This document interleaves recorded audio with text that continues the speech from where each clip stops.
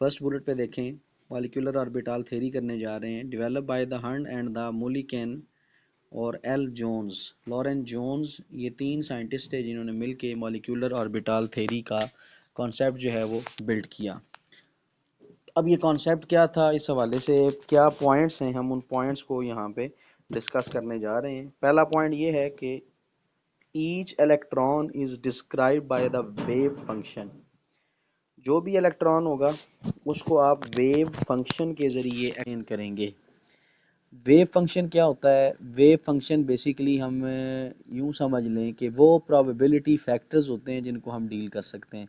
मसलन यहाँ पे हम क्वांटम की बात करते हैं, एटॉमिक सब एटॉमिक लेवल तक हम किसी भी चीज़ को डील करते हैं। जिस तरह इलेक्ट्रॉन के आपने क्वांटम नंबर्स पढ़े हैं, जिस तरह हमने प्रिंसिपल क्वांटम नंबर पढ़ा, एजीम्यूथल क्वांटम नंबर पढ़ा, जिसमें हम K L M N shell deal करते हैं, फिर हम S P D F shell deal करते हैं, फिर हम पी के 3 ऑर्बिटल्स बनाते हैं, P X P Y P Z. इसी तरह डी के हम 5 बनाते हैं। तो these are called quantum number, जिसमें आप एटॉमिक सब एटॉमिक लेवल तक डील करते हैं। तो हर इलेक्ट्रॉन जो भी होगा किसी भी ऑर्बिट के अंदर, किसी भी मॉलिक्यूल के अंदर जो भी इलेक्ट्रॉन होगा, वो इलेक्ट्रॉन वेव फंक्शन के ज़रिए जो है वो डिस्क्राइब किया जाएगा। उस वेव फंक्शन का नाम मॉलिक्यूलर ऑर्बिटल है। तो molecular orbital basically M O से लिखा जाता है। M O, M mean molecular, O mean orbital. Molecular orbital is also a wave function. ठीक हो गया जी।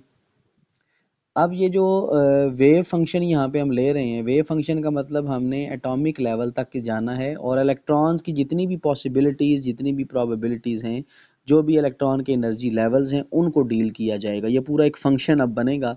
इन फंक्शंस के ज़रिए हम आगे चलेंगे। ये भी बेसिकली क्वांटम फिज़िक्स को डील करता है। मॉलिक्यूलर ऑर्बिटल वाला जितना भी कॉन्सेप्ट है, ये क्वांटम मैकेनिक्स को लेके हम चलते हैं आगे। यानी हमने एटॉमिक और सब एटॉमिक लेवल तक जाना है।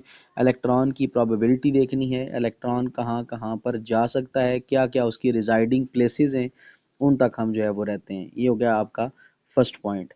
उसके बाद दूसरा पॉइंट है कि जो एम ओ है, M O has the same significance as the A O. यानी मॉलिक्यूलर ऑर्बिटल की भी वही सिग्निफिकेंस है जो एटॉमिक ऑर्बिटल्स की है। एटॉमिक ऑर्बिटल्स वो होते हैं जो किसी एटम का पार्ट हैं लेकिन अभी वो कंबाइन हो के मॉलिक्यूल नहीं बना रहे, उस वक़्त तक वो एटॉमिक ऑर्बिटल्स हैं। जब एटॉमिक ऑर्बिटल्स कंबाइन हो जाएंगे तो क्या बनेगा? मॉलिक्यूलर ऑर्बिटल जनरेट होंगे, मॉलिक्यूलर ऑर्बिटल्स बन जाएंगे। ये हमारा पॉइंट नंबर 2 हो जाएगा। पॉइंट नंबर 3 जो है वो क्या है? M O are obtained by the L C A O, that is the method जिसे हम एल सी ए ओ कहते हैं। जब भी एम ओ टी डील की जाती है, इसी मेथड के ज़रिए हम मॉलिक्यूलर ऑर्बिटल्स को ट्रीट करते हैं और इसी तरह मॉलिक्यूलर ऑर्बिटल डायग्राम को जो है वो बनाया जाता है। अब एल सी ए ओ क्या है? एल सी ए ओ है, एल मीन लीनियर, सी मतलब combination, linear combination of atomic orbital. जो एटॉमिक ऑर्बिटल हैं ये लीनियरली कंबाइन होंगे, यानी आमने सामने जब ये आएंगे तो उसके साथ ही ये जो है वो कंबाइन होते हैं, लीनियर फैशन के साथ ही एक दूसरे के साथ कंबाइन होते हैं। इस मेथड को LCAO मेथड कहा जाता है। ये हो गए पॉइंट 3 पॉइंट। पॉइंट नंबर 4 पे आ जाएं। पॉइंट नंबर 4 ये है कि each MO has the definite energy. जो भी मॉलिक्यूलर ऑर्बिटल होगा उसकी अपनी अपनी एनर्जी होगी। आपने पढ़ा हुआ है, कुछ लो पे होते हैं, कुछ हाई पे होते हैं, कुछ को बॉन्डिंग कहते हैं, कुछ को एंटी बॉन्डिंग कहते हैं, कुछ को नॉन बॉन्डिंग कहते हैं। हर एक ऑर्बिटल की अपनी अपनी स्पेसिफिक जो है वो एनर्जी होती है। तो हर मॉलिक्यूलर ऑर्बिटल की डेफिनेट एनर्जी जो है वो डील की जाती है। पॉइंट नंबर 5 इसका ये बनता है, जो तीनों साइंटिस्ट ने एक्सप्लेन किया वो ये था कि जो भी इलेक्ट्रॉन मॉलिक्यूलर ऑर्बिटल को ऑक्यूपाई करेगा वो ऑफ बाउ प्रिंसिपल और पाउली एक्सक्लूजन प्रिंसिपल को डील करेगा। ऑफ बाउ का प्रिंसिपल क्या था? ऑफ बाउ प्रिंसिपल ये था कि जब इलेक्ट्रॉन फिल किए जाते हैं, लो से हाई की तरफ आपने फिल करने हैं, इंक्रीजिंग एनर्जी लेवल में इलेक्ट्रॉन्स को फिल करना है। दैट इज कॉल्ड ऑफ बाउ प्रिंसिपल। और दूसरा जो आपको दिया गया है वो आपको दिया गया है जी पाउली एक्सक्लूजन प्रिंसिपल। और पाउली एक्सक्लूजन प्रिंसिपल ये है कि जब भी इलेक्ट्रॉन आपने एक ही ऑर्बिट में फिल करने हैं तो आपने उनको क्या करना है, उनकी जो पोजीशन है वो आपने अल्टरनेट कर देनी है। अगर एक इलेक्ट्रॉन की डायरेक्शन अपवर्ड है, दूसरे की डाउनवर्ड करेंगे, उनकी ओरिएंटेशन, उनकी डायरेक्शन को इन्वर्ट कर दिया जाता है ताकि वो रिपल्जन जो है वो मिनिमम शो करें। तो इसे कहा जाता है Pauli exclusion principle. Opposite spin के साथ इसका ताल्लुक होता है। तो जब भी इलेक्ट्रॉन फिल किए जाते हैं, अपोजिट स्पिन में इलेक्ट्रॉन फिल किए जाते हैं। तो ये 5 मेन पॉइंट्स थे जिनके ऊपर ये पूरी मॉलिक्यूलर ऑर्बिटल थ्योरी जो है वो डील करती है। अब हम जो है आगे फर्दर मूव करते हैं LCAO मेथड की तरफ, linear combination of atomic orbital method. अब ये मेथड क्या है, इस मेथड के अंदर क्या क्या पॉसिबिलिटीज़ हैं, इसको चेक कीजिएगा। ये चीज़ नहीं है आपके लिए और मुश्किल भी होगी, थोड़ी सी आपको लगेगी। तो बस आपने जिस तरह वो हमारे खान साहब कहते हैं घबराना नहीं, इस तरह आपने घबराना नहीं है अब। तो अब ये चीज़ें याद करने वाली भी हैं, ये आपकी डेरिवेशन जो है यहाँ पर स्ट्रांग होनी चाहिए और आपको अंदाज़ा होगा कि किस तरह हम इसको आगे लेके चलेंगे। रट्टे वाला काम नहीं है, यहाँ पे कंसेप्चुअल है थोड़ा सा, बस आप गौर करें। आपने जब ये मेथड लेना है लीनियर कम्बिनेशन वाला, तो linear combination of atomic orbital में हम दो तरह की पॉसिबिलिटीज़ चेक कर सकते हैं, दो तरह की हमारे पास प्रोबेबिलिटीज़ हैं। वो क्या है, या तो हम जो वेव फंक्शन हैं, जो दो एटम से रिलेटेड दो वेव फंक्शन है, मसलन आपने हाइड्रोजन लेना है, हाइड्रोजन को बनाने के लिए आपको दो हाइड्रोजन चाहिए होते हैं, एक एच और दूसरा एच, यानी H2 आपने बनाना है, दो हाइड्रोजन एटम आपके पास होने चाहिए।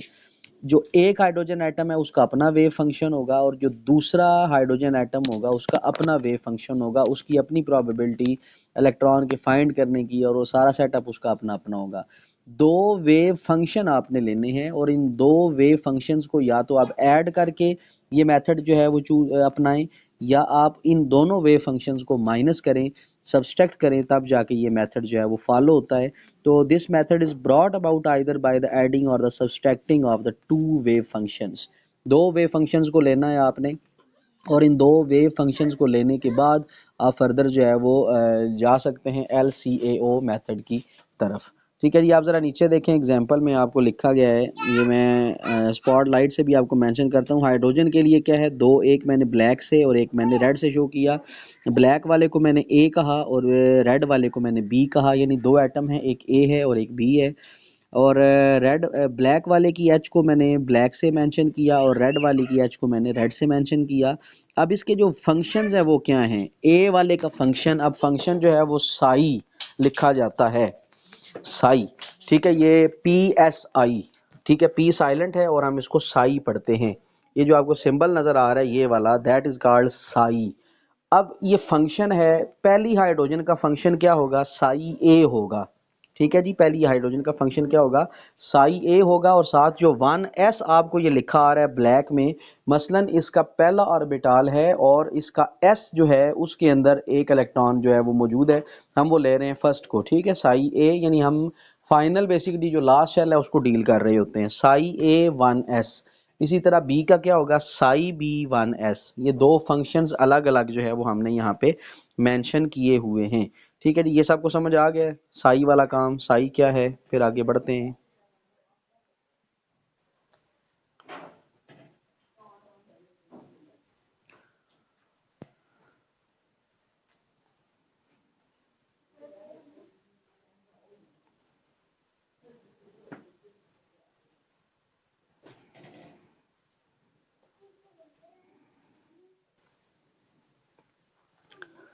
जी, अब ज़रा ये चेक करें,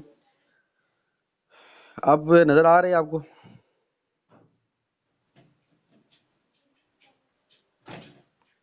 जी बताइएगा बेटे, नज़र आ रहा है, आप क्लियर है, तब मैं आगे बढ़ूँ।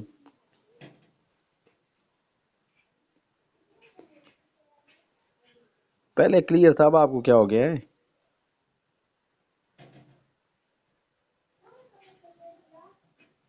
ये नेट का इशू तो नहीं है कहीं आप लोगों का?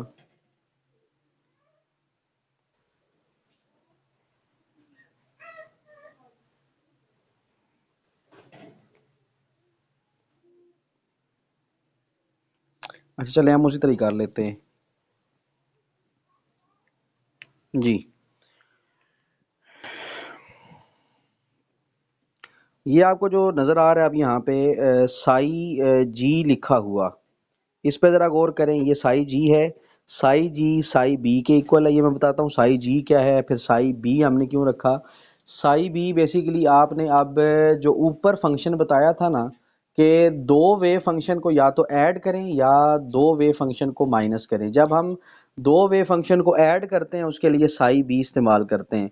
और इसका फार्मूला क्या होता है ऐड करने का, एक हमने लिखा एन बी, ठीक है, और साथ आपने क्या किया psi A 1s plus psi B 1s, और ये दोनों चीज़ें एन बी के साथ मल्टीप्लाई हो रही हैं। ठीक है जी, ये समझ आ गया जी आपको।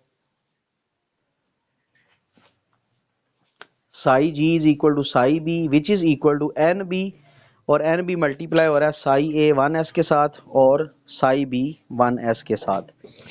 इसी तरह अब अगला प्रोसेस देखें, साई जो यू दिया गया है, psi u is equal to psi a. अब ये किसके बराबर होगा, एन ए के। अब एन ए वाला फंक्शन जो भी होगा ये आपका सब्सट्रैक्शन वाला फंक्शन होगा। आपने Sai A 1s, Sai A 1s और माइनस साई ए 1s कर देना है। पहले आपने ऐड किया है, अब आपने क्या कर दिया है, माइनस कर दिया है। साई जी ले लो तो वो किसके बराबर होगा, साई बी के बराबर होगा। साई बी किसके बराबर होगा, N B multiplied by addition. और अगर आप साई यू लेते हैं, साई यू किसके बराबर होगा, साई ए के, which is equal to N A. आगे फिर कौन सा फंक्शन इस्तेमाल किया जाएगा, सब्सट्रैक्शन का फंक्शन हम इस्तेमाल करेंगे। ठीक हो गया जी। तो ये आपका हो जाएगा एक पोर्शन इसका। यहाँ तक अगर आपको क्लियर है तो फिर हम आगे बढ़ते हैं, साई जी देखते हैं क्या है, साई यू देखते हैं क्या है, बी और ए वाला फंक्शन क्या होता है।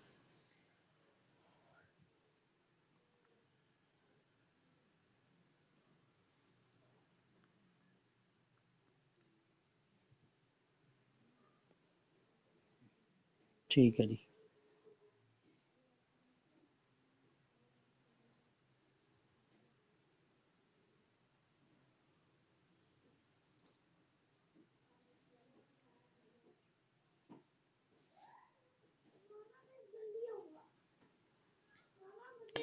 अब ये जो आपको यहाँ पे होम स्क्रीन पे अब नज़र आ रहा है लिखा हुआ, अब एन ए और एन बी को हमने देखना है। एन ए और एन बी क्या है, N A and N B are the normalisation factor. ये नॉर्मलाइज करते हैं किसी भी फंक्शन को, इसीलिए इन दो फंक्शंस को हम डील कर रहे हैं। एक है एन ए और एक है आपका एन बी। इनको हम जो है वो क्या कहते हैं, नॉर्मलाइजेशन फैक्टर कहते हैं। और इनको जब हम फिक्स करते हैं किसी भी वैल्यू के साथ, तो फिक्स करने का तरीका ये है कि नॉर्मलाइजेशन कंडीशन इनके ऊपर जो है वो अप्लाई की जाती है। तो ये बेसिकली नॉर्मलाइजेशन कांस्टेंट इनको जो है वो कहा जाता है, यानी ये कांस्टेंट वैल्यूज़ हैं। आप इसकी डिटेल में ना जाएं कि नॉर्मलाइजेशन अब क्या होगा और किस तरह की जाएगी। आप सिंपल ये समझें एन ए और एन बी ये कांस्टेंट हैं, और कांस्टेंट किस चीज़ के हैं, नॉर्मलाइजेशन कांस्टेंट इनको कहा जाता है। साई जी पे आ जाएं। ये जो आपको साई जी यहाँ पे लिखा हुआ नज़र आ रहा है, साई जी बेसिकली क्या है, ये वो वेव फंक्शन है जिसको हम सिमेट्रिक वेव फंक्शन कहते हैं। सिमेट्रिक वेव फंक्शन वो होता है जिसमें साइन या मैग्नीट्यूड आपका अनचेंज हो, जिसमें साइन या मैग्नीट्यूड आपका अनचेंज हो, उसको हम कहते हैं सिमेट्रिक फंक्शन। मसलन जब आपने न्यूक्लियाई का मिड पॉइंट लिया, आपने न्यूक्लियस के मिड पॉइंट से पकड़ा और आपने इन्वर्ट करने की कोशिश की कि मॉलिक्यूल को इन्वर्ट करें, अगर उसके साइन तब्दील ना हो और उसका मैग्नीट्यूड तब्दील ना हो तो वो आपका फंक्शन साई जी कहलाता है। और g is a German word that is called gerade. Gerade mean होता है इवन और सिमेट्रिक, यानी जिस तरह मर्जी आप घुमाएं आंसर आपका सेम आए। तो साइन भी चेंज नहीं होता, मैग्नीट्यूड भी इसमें चेंज नहीं होता। तो ये आपका क्या हो जाएगा, साई जी होता है। इसी तरह साई यू है। साई यू का मतलब क्या होगा कि साई यू ऐसा वेव फंक्शन है जो कि अनसिमेट्रिक है। इसके साइन और मैग्नीट्यूड अब चेंज हो जाते हैं जब आप न्यूक्लियस को सेंटर से पकड़ के घुमाते हैं।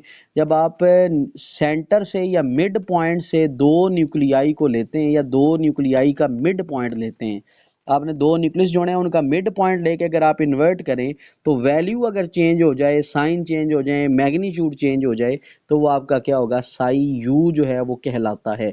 तो ये बेसिकली ये भी ग्रीक वर्ड से जो है वो निकला है, you that is called ungeared. या अनगिरेड भी जो है वो उसको कहा जाता है। अनजिरेड ज़्यादातर जो है वो पढ़ा जाता है। अनजिरेड का मतलब होता है अनइवन यानी ऑड और अनसिमेट्रिक। तो ये अनसिमेट्रिक सी कंडीशन इसकी आती है। ये आपका साई जी और साई यू का कम्बिनेशन हो जाएगा।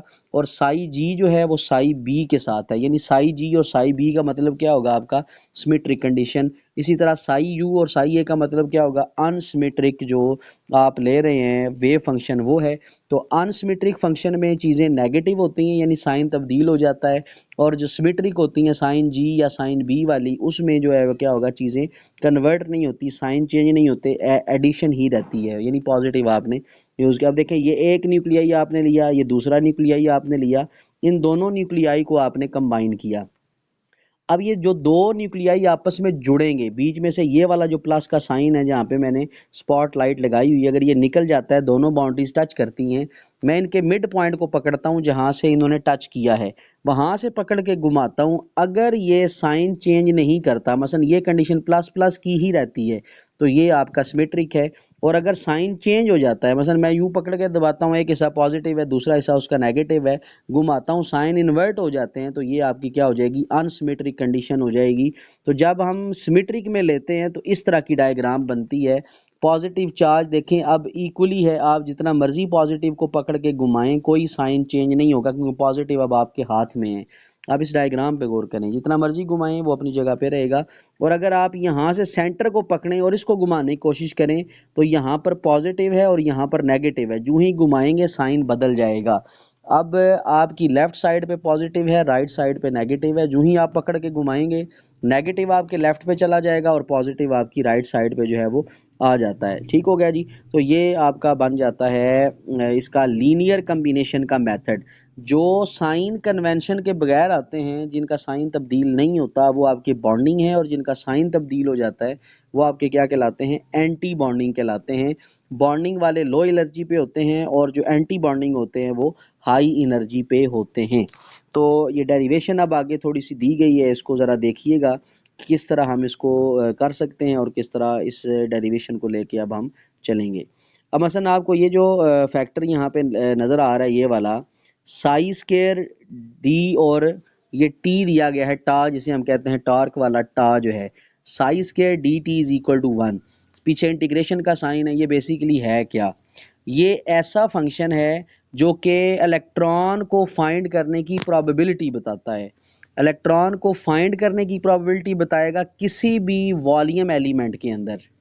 ठीक है जी, साई स्केयर डी टा ये ऐसा फंक्शन है जो किसी भी वॉल्यूम एलिमेंट के अंदर इलेक्ट्रॉन को फाइंड करने की प्रोबेबिलिटी हमें एक्सप्लेन करता है कि इलेक्ट्रॉन यहाँ पे हो सकता है, यहाँ पे हो सकता है, यहाँ पे हो सकता है।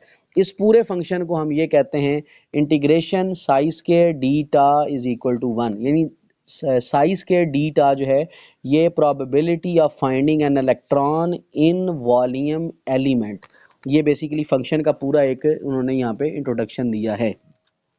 साइज के डी टा इज इक्वल टू 1। ठीक हो गया जी। अब आपने इंटीग्रेशन इसकी करनी होगी, लेकिन अभी इस तरह एकदम इंटीग्रेशन नहीं करनी, आपने साइज के डी टा किया। अब आप साई की जगह पे डिफरेंट वैल्यूज पुट करेंगे, साई जी पुट करेंगे, साई यू पुट करेंगे, उसके मुताबिक आगे इसको जो है वो सॉल्व करेंगे। सबसे पहले हम साई जी लेते हैं। अब ज़रा देखिएगा, अगर साई जी लूँ तो फंक्शन कैसे तब्दील होगा। अब साई यहाँ पे जस्ट जी आ जाएगा, ये देखें जस्ट यहाँ पे क्या आ गया, जी आ गया।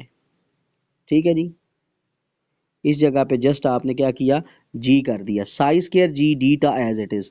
अब साई जी की वैल्यू पीछे आप निकाल के आए हैं, साई जी की वैल्यू क्या थी, साई जी की वैल्यू अब आपके सामने है, ये वैल्यू लिखी गई है साई जी की। एन बी आपने लेना था, psi A 1s plus psi B 1s, ये आपका साई जी था। अब साई का स्केयर था इसीलिए हमने क्या किया, होल का यहाँ पे स्केयर ले लिया है। अब ज़रा गौर करें कहाँ पे हमने स्केयर लिया है जी, ये देखें स्केयर है ड्यू टू इस स्केयर के, ये स्केयर क्योंकि था इस वजह से यहाँ पे हमने क्या लिया, साई जी का स्केयर ले लिया। और डीटा अपनी जगह पे, यहाँ पे भी डीटा अपनी जगह पे, शुड बी इक्वल टू 1, आगे आपको ये 1, ये आगे 1 लिखा हुआ है। ठीक हो गया जी, ये चीज़ समझ आ गई है तो बताएं।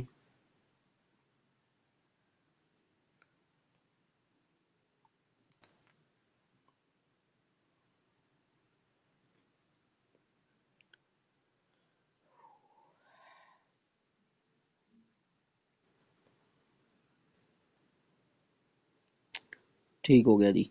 अच्छा, अब आपने क्या करना है, स्केयर ओपन करना है।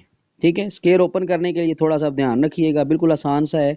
एन बी का स्केयर मैं उठा के इंटीग्रेशन से बाहर ले आया हूँ क्योंकि ये कांस्टेंट था। नॉर्मलाइजेशन कांस्टेंट ये मैंने इंटीग्रेशन से भी उठा के बाहर कर दिया है। मैंने शॉर्ट स्टेप किया है यहाँ पे, इंटीग्रेशन से मैंने उठा के इसको बाहर कर दिया। अब देखें इंटीग्रेशन का साइन अपनी जगह पे है, ये जो अगला इससे ये वाला जो साइन है ये, ठीक है, इंटीग्रेशन का साइन जो है वो अपनी जगह पे आ रहा है और मैंने एन बी स्केयर जो है वो बाहर लिख दिया। अब क्या किया मैंने, इसका स्केयर लिया, ये जो आपको ये नज़र आ रहा है ये वाला, इसका स्केयर प्लस इसका स्केयर प्लस 2ab। ठीक है, साथ इंटीग्रेशन भी लेके आ रहा हूँ, इंटीग्रेशन साई ए स्केयर 1s डी टा, क्योंकि डी टा तो साथ आ रहा है। ठीक है, डी टा आप साथ साथ मल्टीप्लाई कराते जाएंगे। ठीक है जी, ये ए का स्केयर प्लस बी का स्केयर प्लस 2ab वाला फार्मूला है, लेकिन इंटीग्रेशन का साइन और साथ डी टा का साइन लाजमी लिखते जाना है। ठीक हो गया, ये चीज़ समझ आई है तो बताएं।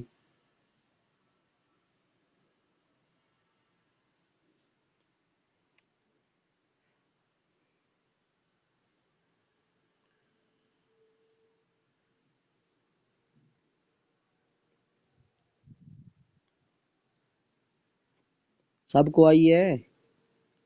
जल्दी करें बेटे, 10 मिनट्स रह गए हैं, लिंक खुद ब खुद ऑफ हो जाएगा।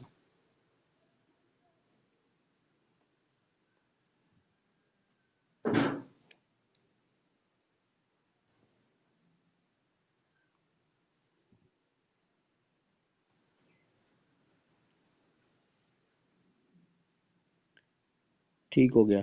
अब ज़रा नीचे अब देखें, एन बी का स्केयर अपनी जगह पे, साई स्केयर ए डी टा। अब ये जो वैल्यू आपने ली थी ना, ये वाली साई स्केयर डी टा, इसका आंसर क्या लिखा था आपने, 1। तो अब यहाँ पे जो मर्जी हो साई के साथ, ए हो बी हो कुछ भी हो, इसका आंसर 1 आता है। हमने इसकी जगह पे 1 लिखा, इसकी जगह पे भी 1 लिखा और 2 अपनी जगह पे रहा। इस पूरे की जगह पे हमने एस लिखा है। अब ये एस क्या है, एस किसको कहा जाता है, इस चीज़ को अब आप समझें, ये एस क्या है और एस हमने यहाँ पे क्यों मेंशन किया है। बेसिकली एस जो है that is called overlap integral. जब दो एटॉमिक ऑर्बिटल आपस में ओवरलैप करते हैं, उनकी जो वैल्यू आती है उसको हम कहते हैं overlap integral, that is denoted by S. ये ओवरलैप इंटीग्रल है। ये साई ए ले लें, साई बी ले लें, जब ये ओवरलैप करेंगे जो इंटीग्रल आएगा उसको हम क्या कहते हैं, एस आते हैं। यानी उसका जो इंटीग्रल है दैट इज कॉल्ड एस। यानी इंटीग्रल पूरा जो है ना आंसर आ जाता है, ओवरलैपिंग इंटीग्रल। साई ए और साई बी का जब आप इंटीग्रेशन लेते हैं इकट्ठा, दोनों मल्टीप्लाई हो रहे हैं तो उसका आंसर एस आता है। तो that is called overlap integral. ठीक हो गया जी, इंटीग्रेशन का साइन खत्म हो जाएगा, सबसे साइन खत्म हुआ। अब 1 + 1 आ गया और साथ 2s is equal to 1। N B square है, 1 + 1 2 हो जाएगा, प्लस 2s हो जाएगा। ठीक है जी, ये चीज़ क्लियर होगी आपको यहाँ तक।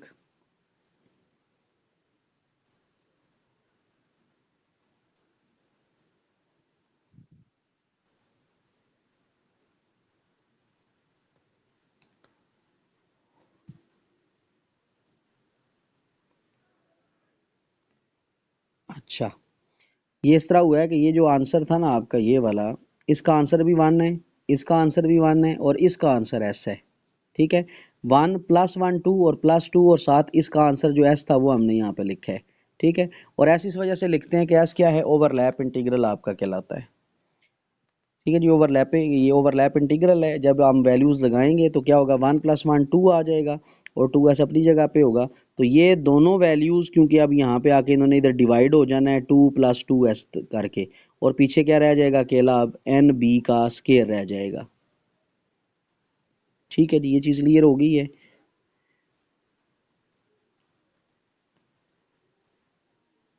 समझ आ गया है?